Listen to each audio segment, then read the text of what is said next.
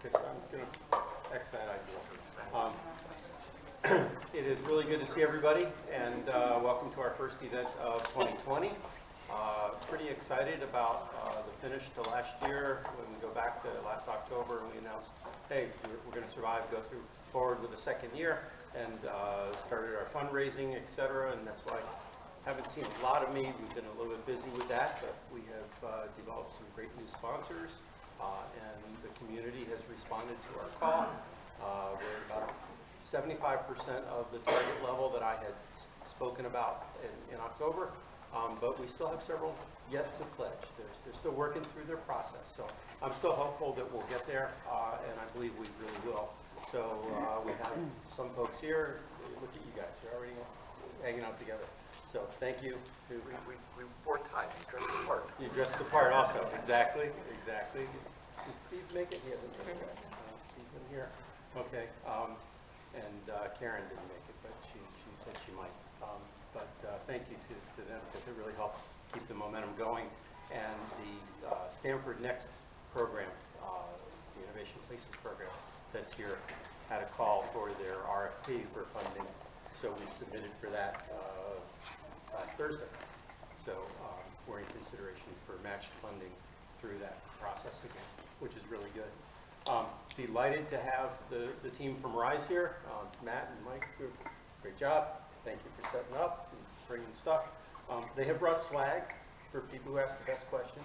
You're going to get some swag. We'll let Rose figure out who the best questions were. Okay. And Jarrett, who he kicked a few people to get here, but recovering from torn Achilles. So thank God they have that procedure, and he got it done at hospital for special surgery. Making coffee is dangerous. Yeah, dangerous profession. So but it was during a charity event. Charity dog ball. Yeah, so you also have to be very careful there as well, right? He was reclaiming his fame of youth, and everything. But really do appreciate it. A couple of news items.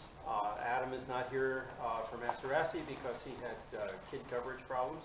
Couldn't get a sitter. But they really have had a lot of news. They've been selected into the AB InBev Accelerator 100 Plus program in the city. And they're also going to be featured on, any of you ever seen Meet the Drapers? You know who the Drapers are? Drapers are a pretty big venture investing family.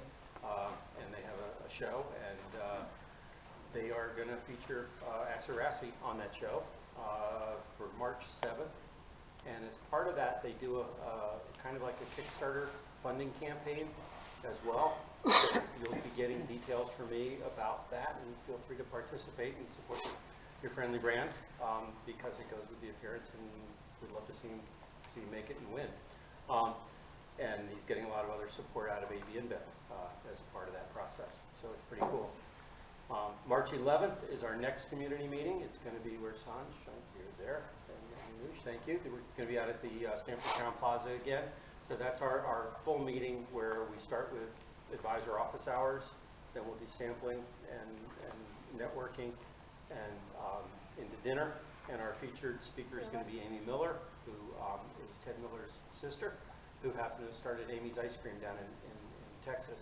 And it's a very strong, well-known regional brand that she's brought along different channels, not just retail. There's a whole wholesale business. There's a lot of stuff that she does. And I think we can learn a lot from her experience, and she's excited about coming up to talk to us. So be prepared for some ice cream. I sent a note out earlier this week talking about shared resources for sales and marketing, for brand ambassador, sales, sampling programs in Chicago and Boston. And I know two brands have already responded. One was unsure, but we can talk about that. And anybody else, please let me know this week so we can get that started. Sharing resources is really valuable. Like you guys share kitchens, right? And it helps on the expense side, but it also, and occupancy and other things, but it can work in the market as well, where you're trying to do some things where you may not be able to afford it just yet. So we're going to try as many shared resources as we can and use the network to do that. Lastly, Erin, who is right here. I wanted to introduce Erin, who's my new boss. She recently became the CEO and president of the Business Council of Fairfield County. Comes to us from Oregon. If you read the Stamford Advocate today, small article with Chris on the transition. And I guess the last thing you were doing in Portland was Innovation Quadrant. So you can ask her what the hell that is. You know. Yeah, I spent a lot of time in the innovation space. Portland's a really entrepreneurial community and a lot of food and bev and specialty food products. So this was near and dear to my heart. I'm really excited about this program.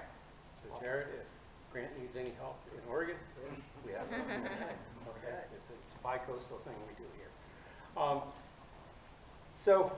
With that said, why feature one of our own brands tonight? It's kind of weird. We usually have external speakers, et cetera, and here we reach inside. As we build community, we've talked a lot about the power of the network of brands and advisors, but we also firmly believe in peer mentoring. And I know that the guys at Rise have helped in various discussions, a number of you, in different ways. I know when Nate was going to Bentonville, had a chat and got prepped for that and other things. I guess I've worked with you now about 4 years, almost since the beginning. And I've done nothing for these guys, right? But I've been along for the ride. I've watched, I've shared, commented. We've made some contacts here and there through the years, but it's just watching them go through their pattern and path of growth. Okay, and it's not always a straight line. It's not always a step function, but and sometimes it's regressive, sometimes it's messy. And I thought there was a lot of learning because they're doing so many great things right now. Okay, the most recent, I guess, announcement was the Nestle's Refresh relationship that you can talk about at some point. Where to get into offices, what a great way. All right, to get on somebody else's website that reaches offices and consumers, very powerful. Okay, to draw the eyes, and it's a special relationship because they have had. What are the other brands on there? I forget. Not a lot. No. That's actually one of the cool things. So they have Poland Spring, and I think one of the cool things about it for us is we were using Poland Spring water jugs, and we'll get into that whole beginning story, at our brewery to make our first batches of coffee. And as we were scaling, we got to a point where we were literally, I think, the second biggest buyer of Poland Spring in the state of Connecticut, and we knew that there was a problem with that. It was good that business was growing, but you don't want to do that. Right. So eventually we rigged our next brewery with reverse osmosis, and we actually tested Poland Spring water to see the levels of magnesium, potassium, and all the minerals that are in there because we wanted to replicate that taste. So we use tap water. Connecticut's got great tap water, but use reverse osmosis system to get everything out, and then we add back in all the minerals that are the same as Poland Spring. Yeah. So, kind of interesting. I'm sure you guys will have a lot more questions about things like that, the technical side of brewing. But they're just a tremendous resource for us. I thought it was a good time because we've had a lot of corporate speakers. It was time somebody else who's gone through what you're going through. Okay, and that's why. So with that said, we'll probably go for half hour, 40 minutes, and open it up to questions, etc. So let's start. Hey, Gary, could you guys speak up a little? That's what I was wondering about. If you can't hear us, just keep tugging, because these are very, very powerful. So let's start by going back. It's 2015, right? It's you, Grant, Justin. You were doing other things. Yep. So somehow a bell went off. 2014 is when we started playing around, and I think we're an awesome underdog story of passion, persistence, product, people. It started with a passion to try and make the best tasting coffee possible. We fell in love with cold brew. At that point in time, we were literally using my apartment as our first brewery, mine and Rosanna's, a small kitchen in the East Village, and we were buying coffee beans from local coffee shops. We found a spot called Puerto Rico. They sold coffee in big burlap bags, and you could actually pick what country it was from, and then you could pick what roast you wanted. We started really falling in love with what the great aspects of cold brew were, what celebrated cold brew. Cold brew, we brew our coffee cold, so it doesn't have acidity. We actually brew our coffee very cold in like a Guinness-style beer brewing tank now, but at that point in time, we brewed it in the refrigerator. The colder you brew it, the less acidity comes out, so then the more it celebrates the natural sweetness of coffee. Our coffee tastes a little chocolatey because of that. So we said, okay, cool, we got some coffee that tastes sweet without having to add sugar. We like that. And then secondly, we said, how can we make this even better? People like lattes, people like milk. How can we do something that's a really low-calorie way of doing that, fun, inventive? And, we did all have other jobs, and we said, we saw people nitroing beer. Obviously, Guinness is a light beer, but it tastes heavy. It's actually 110 calories, it's like a Bud Light. But yeah, it tastes like a dessert. It's indulgent. So They've never marketed it that way. No, never, yeah. It's amazing. And so they might have to start doing it now. But so we said, okay, that's cool, nitrogen side of it. We saw people, how can you nitro something? So we started looking into like the internet, an incredible resource for all things, YouTube, all that kind of stuff. And we saw people nitroing root beer online. So we said, okay, cool. Why did they do that? Well, they made it taste like a root beer quote without adding any cream or sugar. So we said, okay, we have this great cold brew base. Let's use the best beans we can find. Right now, we're buying Dunkin' Donuts and Starbucks. People didn't care about the ingredients. They didn't care about the coffee beans, where they were from. They get a blend. And so we said, let's care about the beans. It's like a wine. We celebrated all the different aspects of the amazing of coffee beans. Some tasted earthy. Sumatra beans taste earthy. They're picked and then they're dried on the ground, so they pick up all those earthy tones. Not to get too far into it, but it was romantic and we were passionate about it. And we were using really good water. I was working in a water filtration company at the time. Grant has always been saying that he has taste buds, that he can taste whatever different water is out there. And so we said, okay, let's use really good water, really good organic beans, and let's try and nitro this stuff. So I think for us, we didn't put any roadblocks in front of us. We said the best way to do this, let's go to figure out where to buy beer brewing equipment. So we went to Brooklyn Homebrew, we bought kegs, we bought nitrogen gas at Liberty Gas, lugged it all back to the city, and we started looking online and figuring out how we could nitro it. The first time we ever nitroed a keg was August 22nd, 2014, and that was after about 4 months of cold brewing. And a friend of ours is a beer brewer, and I remember asking him, how can we nitro? Can you help me nitro this keg? And he said, that's like asking a carpenter if he can cut wood. So I was like, okay, you're the guy. So we actually thought that we had to get the coffee as cold as possible to absorb the nitrogen, which is true. We still do that. And then he thought that we had to rock it back and forth. So we were on my grandmother's rocking chair for about 6 hours, rocking back and forth. Turns out you don't need to do that at all. But that was the first thing we did. We poured it, and it worked. And so then we were passionate, and then we had the product.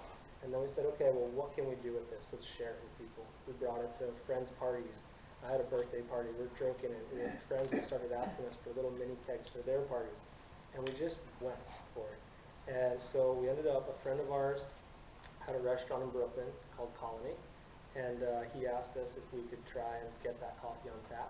Because they do a huge brunch service with coffee. He didn't like brewing coffee, so we were solving a need that he had. He doesn't like brewing coffee, but he wants to serve it.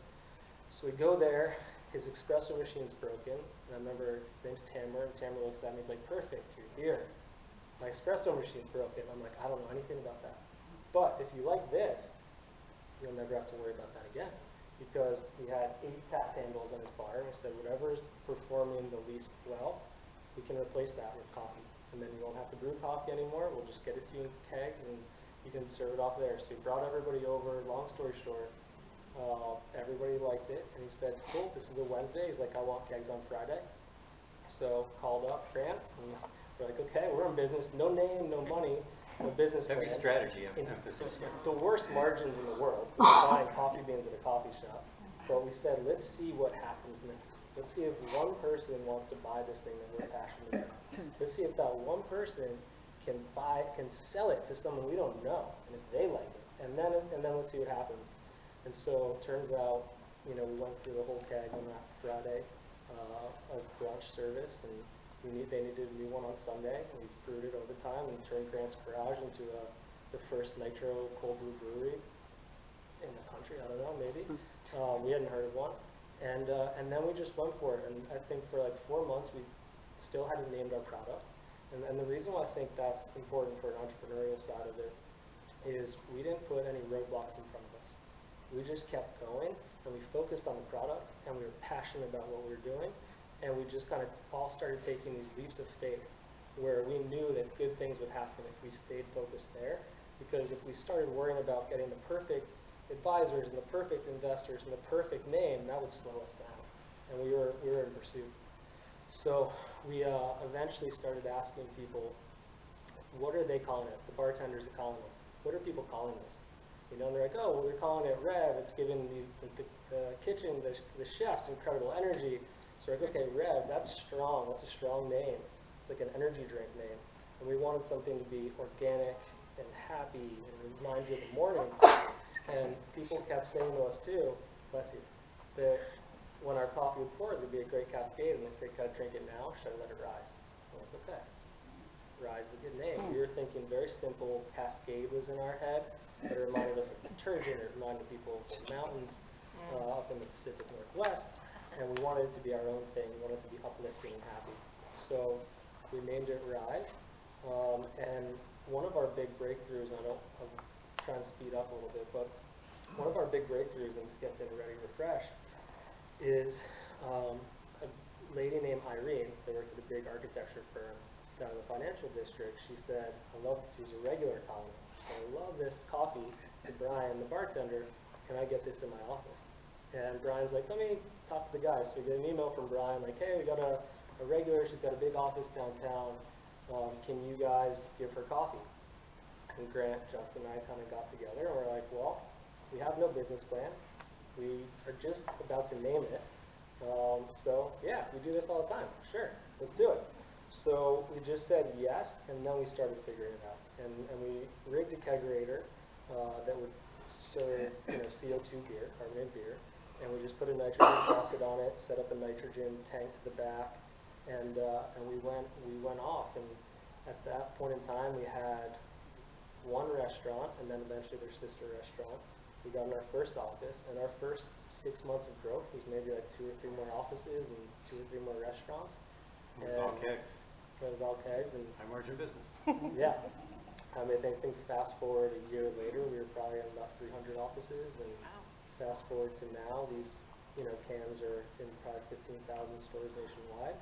And it has been fast growth, but it was driven by the same mission that we had before, which was to try and make the best tasting products we possibly could, using the best ingredients we could possibly use. And we don't feel like we're selling our coffee, we feel like we're sharing it. So every time someone asks for it, we say, how can we get it to them? We opened up a cafe in the Lower East Side, and we used to have people, I remember one person from New Zealand, be like, hey, I was on vacation in New York, I love your coffee, where can I get it in New Zealand? Like, okay, well, nowhere yet, but how can we get it? Early on, you had didn't you win like a contest in Germany or something? Yeah, we won a contest in Germany, and at that point in time, we weren't shelf stable yet. We won BevNet Product of the Year with just our black coffee, and that wasn't shelf stable, and actually driven by